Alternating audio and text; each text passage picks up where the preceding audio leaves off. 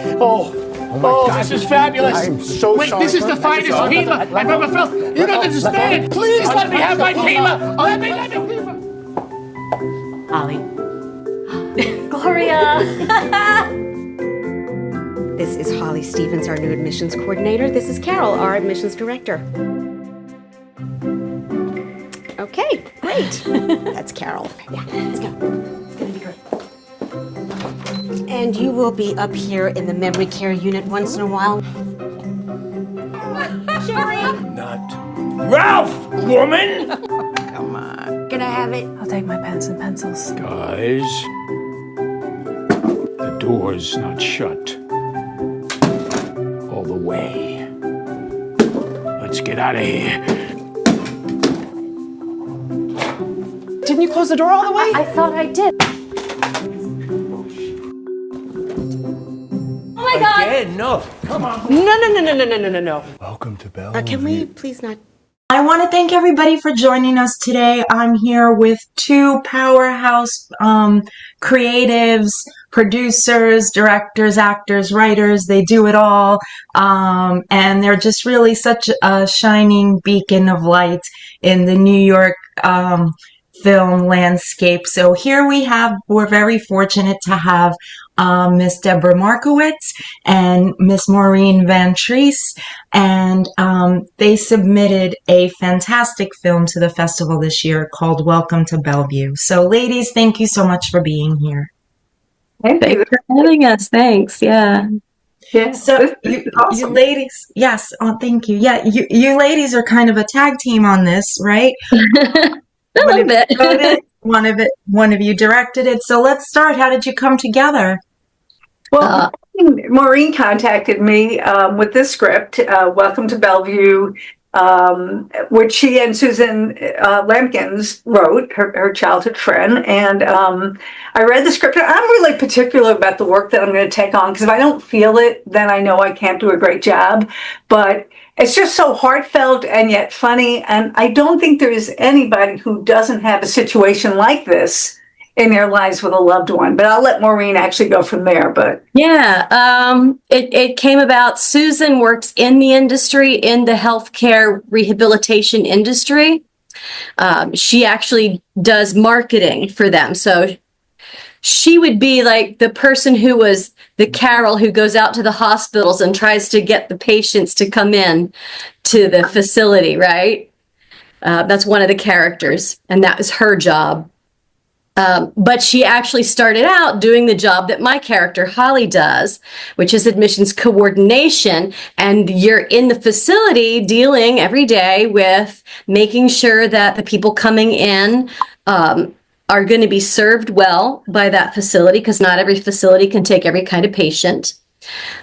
Making sure that they have what they need, understand, who the family is, keeping in touch with everyone that you need to be in touch with, whether it's doctors or hospitals or the nursing staff. So it's a coordinating job. Mm-hmm. And Susan has been doing this job for like 25 years in various capacities. Mm-hmm. And so she came to me with all of these stories. She said, I think this would make a really good TV show. And I said, you know what? I think it would. So it took us a while to get started. We probably kicked it around for, a couple of years at least before I wrote the first episode. That was back in 2022, actually. And then by 2023, we had refined it enough to start filming it. And a mutual friend Debra and I have named Melissa Skirball is the one who connected me with Debra. And so then I sent her the script, and then sort of the rest is history, kind of. We had to do a lot of work with fundraising. We shot it in different stages. It took us like 2.5 years to get it finished because of fundraising needs. And I'm just grateful my whole team was able to just come along for that whole entire ride, because it was a long one. Wow. All the same great people working on it on every shoot day. Brilliant. Yes, you feel the realness. Yes. Yeah. Yeah. what kind of drew you in, Deborah? Like these characters all feel so alive. And I mean, first of all, I'm a fan of Maureen's. I mean, she's a phenomenal actress, and we've met each other on the film festival trail, even though we hadn't worked together before. But I'm just a huge fan, and she has this base of very, very powerful female filmmakers. That because I'm on Long Island and they're in the city, I just don't really, except for film festivals, we really don't get to connect that much. But when I read the script, my mother actually was in an assisted nursing facility, and stories are so true, because even though there's a lot of sadness involved, there's also, you have to find the humor in it, and Bellevue does that, and Maureen wrote it in such a way with Susan that there's a central character Holly, played by Maureen, and she built the whole story around it, because otherwise it's just little vignettes, it doesn't really connect, so that built around it. So it's the fact that so many people go through this, and I love the idea of working with Maureen and then meeting Susan. I love their vision for the different actors. I mean, I assisted with casting, but they kind of knew some of the people they definitely wanted. So it was fun to see such and I'm going to say complicated, but it's complicated in the way, as an independent filmmaker, a lot of times I'm going to use as few actors as possible, as few locations as possible, as few, and sometimes it's a fact of what you have to do. But there were so many different characters, and putting it together, like the shoot days we had were so much fun. They were complicated, but it's watching the monitor and knowing, okay, these people are coming up the hall, but I have to make sure that we see these people behind them when this is happening with these people, so it just doesn't become one kind of congealed mess, so to speak. Everybody had to be separate. And also, I love the idea of working with Ava McIntosh, who she was a model. I think she does model, she dances. She does modeling and dancing, yes. But she hadn't done a lot of acting, and she's got Down syndrome. So it was a challenge to get to meet her where she needed to be to get the role done. She's wonderful, she's lovely, but we met the day before. First we Zoomed a couple of times, and we met the day before, and she told me exactly what her process is. First she started crying, and she said, whenever I do something for the first time, I cry. And then the second time, I kind of get my bearings, and the third time I'm there. I said, okay. We go to film, and immediately she starts crying. And first of all, we made sure we had a lot of time to do her scene in case she got tired, because was a lot. Yeah. It's a lot. And we started to film. Only 2 scenes for her, and we did the whole day for those 2 scenes. Exactly. So she started to cry, and I said, oh, Ava, so what happens the first time you do something? She looked at me and it clicked. She goes, I cry. I said, that's right. And what do you do the second time? And what do you do the third? And then she was there. Wow. And she was absolutely there. She was lovely. She had us all dancing at some point. I do have to say, though, that Debbie has this inner light about her and just calmed Ava down. It was just like something that she just like glommed onto, really. Yeah, I told her, because I'm also a Reiki master. And so I told Ava that, like, when she got tired, I said, feel my hands. And she put her hand and she could feel heat coming out of my hands. I said, whenever you get tired, let me know. And when I do this, you'll feel, and so whenever she would start to get tired, she goes, magic hands. And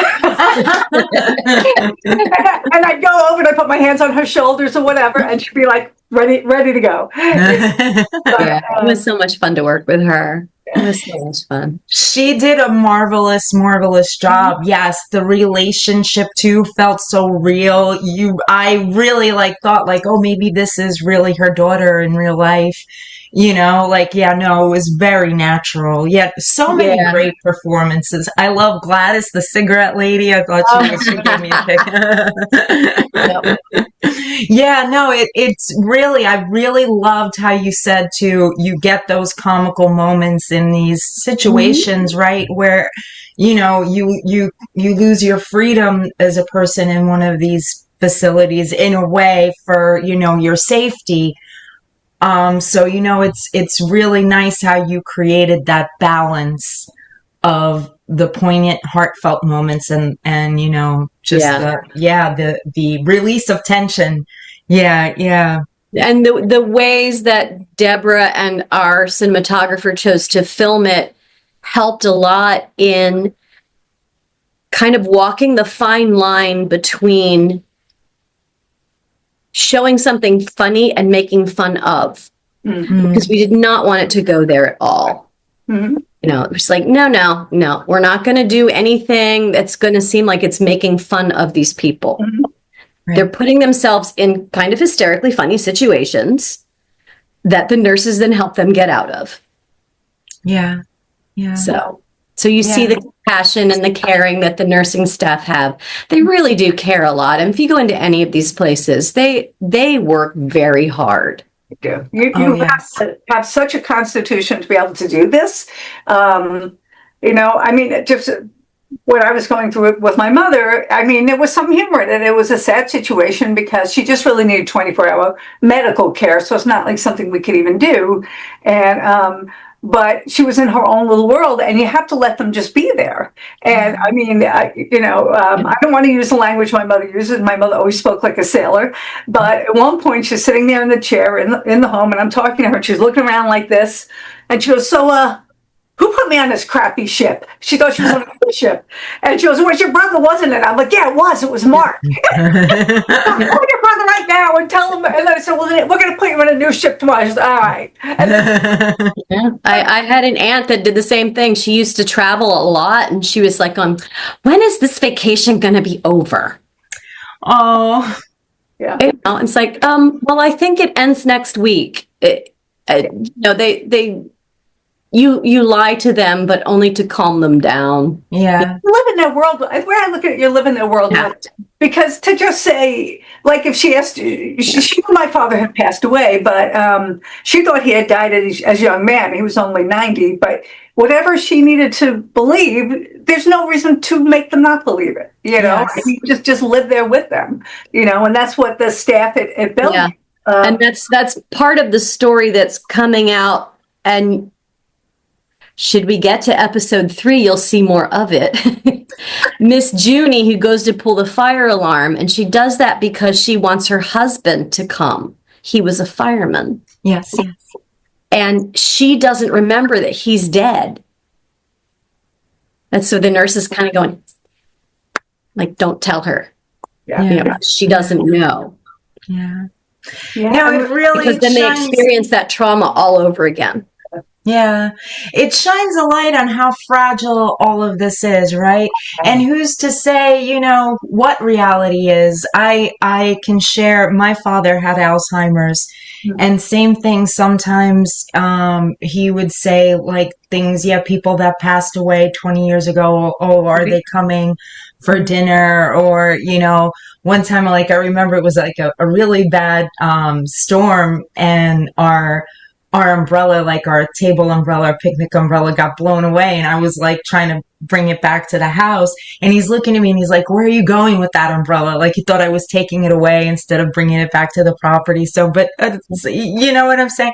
Yeah. But like, it's really, it's such a shame how, like, you know, the memory unit a lot comes up, obviously. It's just such a shame how all of this is so pervasive, you know? So I think the film does a lovely job of applauding people that work in this industry and, you know, help us with all our loved ones, you know, because, you know, it takes a village, right, with anything. Oh, yeah. Absolutely. And that's part of what drew me to the stories too, because I said to Susan, as we were writing this, like, a lot of her stories are about the rehabilitation unit, like people who come in for post-hip surgery or post-heart surgery, or, you know, they've had something procedure done in the hospital, or they've had a stroke and then they have to go into rehab for a while. But I said, you know, both of my parents suffered from Alzheimer's and dementia. And my brother, who's only 10 years older than me, has it now. And he's on medication and he's doing all right. It's staving off the progression.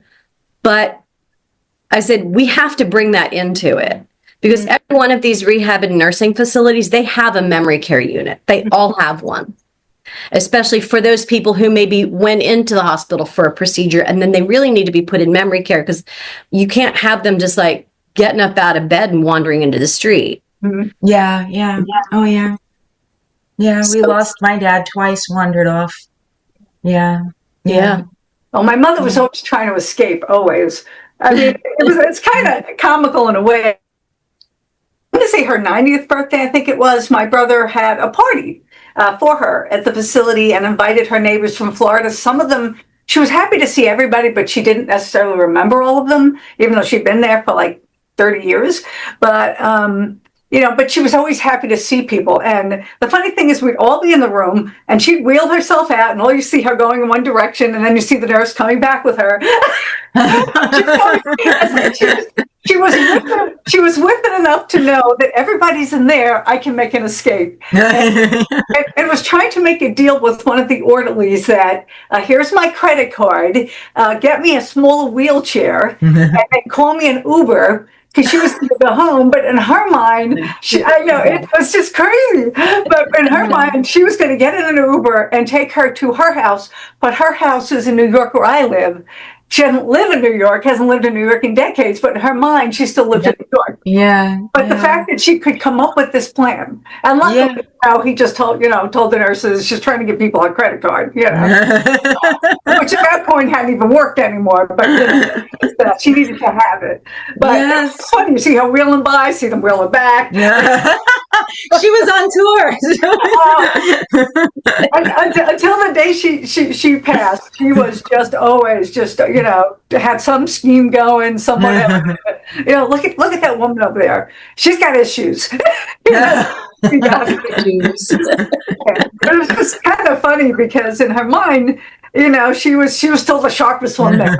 And it probably was. In a band. Take us to, because I want people to know more of your backgrounds if they don't already. Give us a little bit of like a recap on your careers or what you're doing now. I know you worked with Melissa, who's won our film festival several times, Maureen, and Debra currently has a movie out on Prime as well. So just give us a little bit of a snapshot on what you ladies have done, what you're doing. Take it away, Maureen. Okay, I'll start. Let's see. Basically, now at this point, I'm working on pitch packages and pitch Bibles and figuring out who I'm going to reach out to, who would be the appropriate producers to reach out to, who may want to grab this and run with it. Coming up with the whole first season arc. The rest of the episodes probably wouldn't have certainly as many plot lines or characters in them. We would pare it down to like 2 stories in an episode. Because the first episode is like, panning the whole thing out, right? So there's that. I do an every week master scene study class, so I'm always auditioning when I can. Melissa and I haven't had a chance to work together in a little while. I did the voiceover of the mother character in her one of her last films, Blood is Thicker. Funny thing you should mention, Melissa, she and I are both premiering a film at Golden Door in June on the 25th. We're in the same block. Her film is called $13 and then paired with Welcome to Belle View. So it'll be fun to here we are. Years and now we're at the same festival with 2 different films. That's awesome. So that's a lot of fun. But I've been acting for many, many, many years.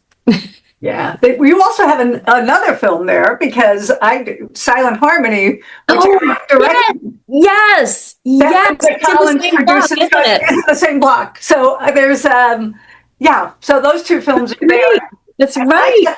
I got so crazy busy that I thought I had submitted 2 of my other films there. A Brimstone Lullaby, which my husband John Maureen wrote, but I directed. John starred in it. And also Just Sex that I wrote and directed. And I thought I had submitted them, and I see everybody getting their acceptances, and then I see rejections. I'm like, well, what happened? And I look at it like, I never submitted. I got so busy, I totally forgot to submit my films. Well, tell her how busy you are, Debra. Give me the reason. It's just crazy. But I have I mean, basically, I have about, including Welcome to Belle View, and there's another film I directed for somebody for the life of me. I'm not going to remember what it is right now, and I should. But anyway, I have about 5 films floating out there on the festival trail, 2 that really have to first break the ice because I just haven't had time to submit them. I have my feature waitlist, A Love-ish Story, which has been on Prime Video for a few weeks now. And I got so excited a couple of weeks ago, somebody took a screenshot and showed me it's in the spotlight section, which means people are watching it. So they're moving it up. So I'm very excited about that. What I didn't know is how much promoting takes, how much time it takes. So that almost is a full-time job itself because you got to get it out there when the movie comes out. Hi. Oh my God, how are you? Thank you for coming. Who are you? Hey, I'm Carter Morgan, sir. I'm one of Denny's friends from up the block. I was just helping Miss Chase with her laptop. Right, yeah, hey, Carter, how you doing? I can take it from here. Oh my. Mom, I'm home. Sorry. Oh my Wow. God. Take it, he's home. Don't you think the universe is trying to send us a message and save us a whole lot of trouble? He's been sleeping with Lisa Chase. Black eye. Mrs. Chase? Uh-huh. Rough sex is very dangerous, Carter. Benny's mother? Uh-huh. I hope it's protected sex. Is it true? She's not marrying me. Stop talking about sex. Okay. Nothing ever stays simple when you start sleeping together. Someone always falls. Especially if the sex is great. She didn't see me, did she? And he's just turned 26. Saw a lot, but she didn't see you. Oh, well, okay then. I'm fucking crazy about you. You're just fucking crazy. It's not just sex. They like my book cover. I'm sure he's very talented. I would love to come. You should definitely come. We need to. We'd love it if you came. Greg, this is Carter. Carter, Greg. Hey, nice to meet you. Yeah. I'll let you guys have at it. Rough night with the guys? Yeah, it's just a misunderstanding. I'm Diane. I'm Carter. Did Greg stay over? He kissed me.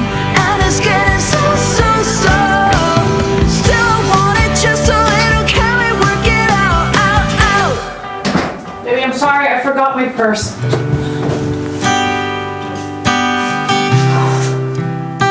Lisa Chase?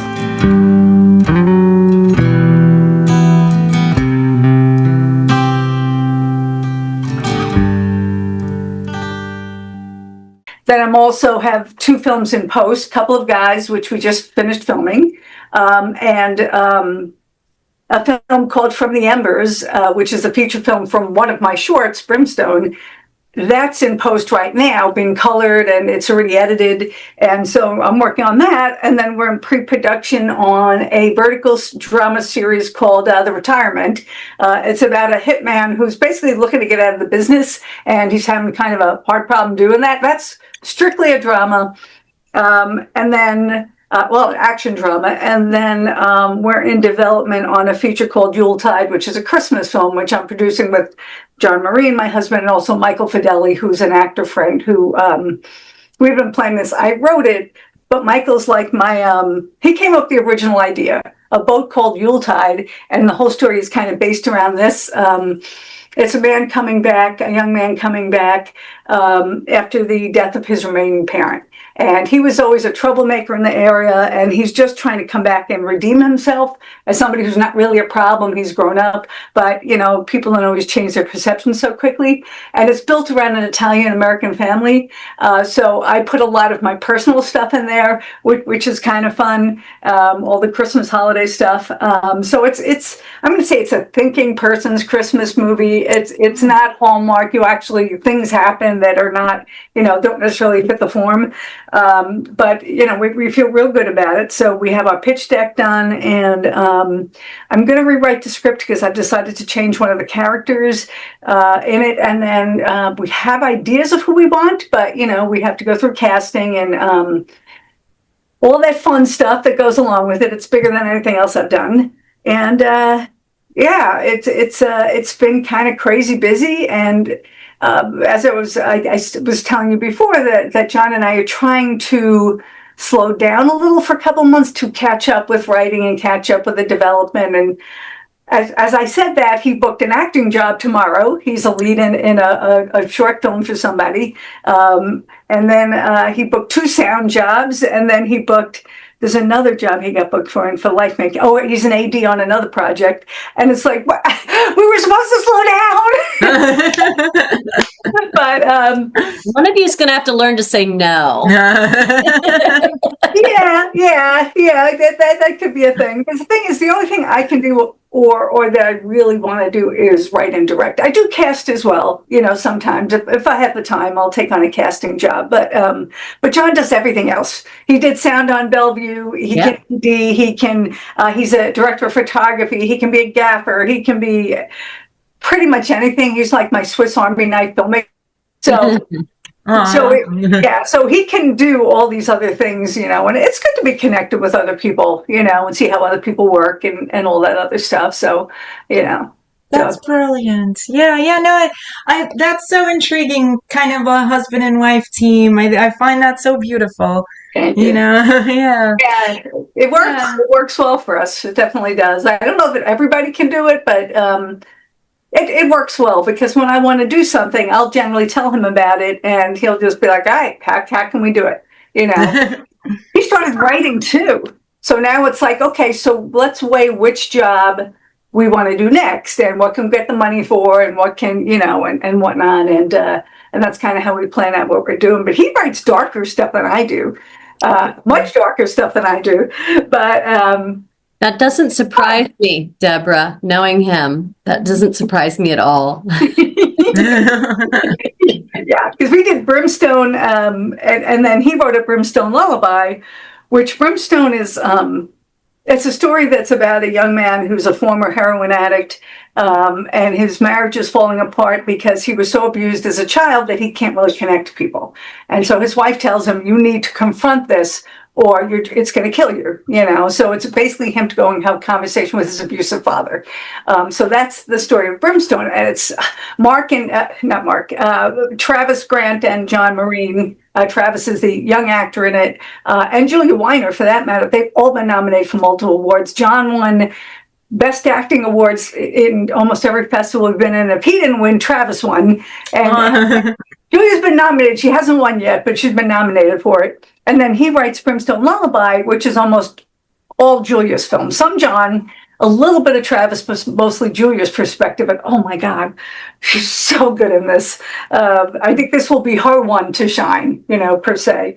But So and this is wrapped. This film is wrapped. You could send us. This is wrapped. I have to submit it. I just haven't had time. But it's much darker than Brimstone. But Julia Weiner. Oh my goodness, what a young talent that. You just know that people have to see these young actors and how, they're stunning. They're just so talented that I just sit back, and it's like watching the monitor is like amazing. It's a great thing to do. But I think my favorite thing is watching great actors. Like Bellevue was so much fun because it was a comedy, but very heartfelt, and just watching them all do their things in the background as other things are happening was just really such an awesome experience. Debra, you have a knack for picking people who you can bring onto set, and you can just say, "Okay, go." Yes. What are you going to give me? What creative thing are you giving me?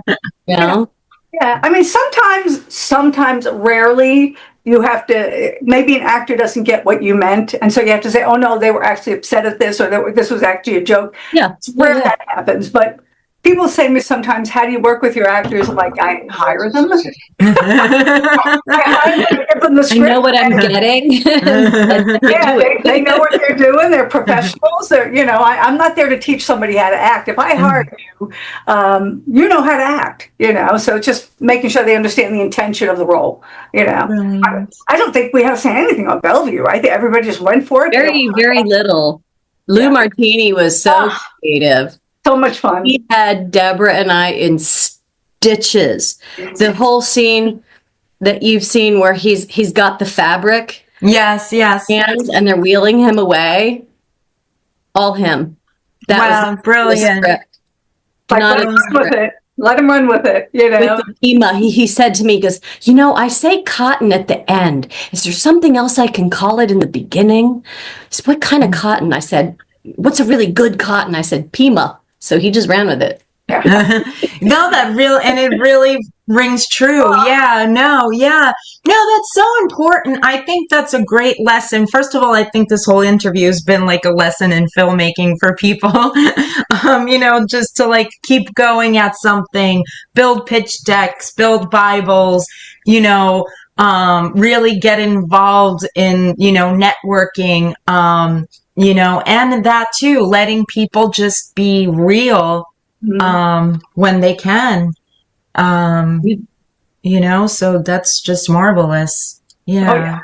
Yeah, no, good on both of you. You could have been like, no, it's written this way. You have to do it this way. You know what I mean? That does happen from what I hear. Some directors want that. I mean, it's very, very rare I'll ever tell an actor, nah, that's not it. Usually I'll let them try it. And more than not, it works. Sometimes somebody will say something. I'll say, let's see what it looks like. I'll be like, nah, I don't like it. But oftentimes they will bring something so much richer because Maureen, I'm sure you know, as an actor, you get to know that character probably better than the writer even did. We wrote it, handed it off to you. You became that character. So you know them more than we do at some point. Yeah. I mean, I lived with Holly for 2.5 years. Mm-hmm. So I kind of had an idea of how she behaved and how she would react to things, what her background was, what she's coming from, so that helped. But yeah. And the thing of it is like these characters are, as an actor, you get a script and you look through it for clues. It's like, how does this person behave? What might be their background? When you have a script like Bellevue, there's not that much there.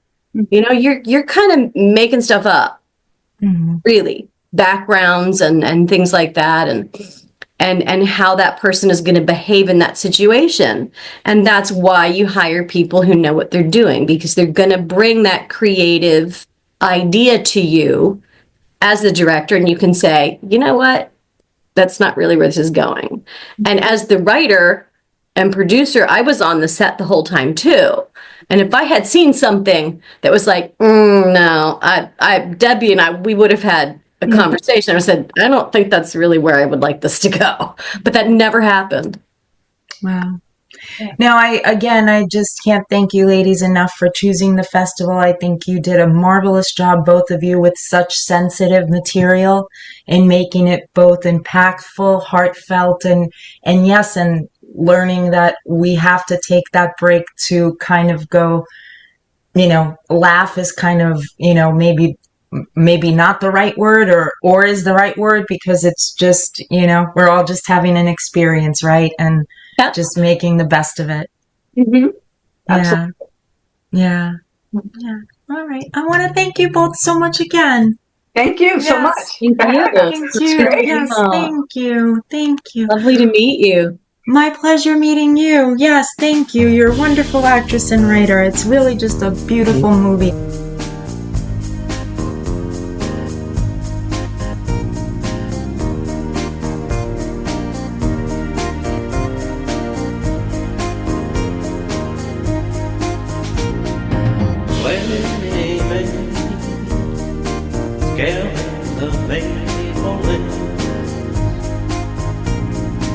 Sword fight, king of the hill. Fireflies and jars to buy him, wonder bars and dungaree. Clumsy fingers chase the tadpoles in the muddy pond.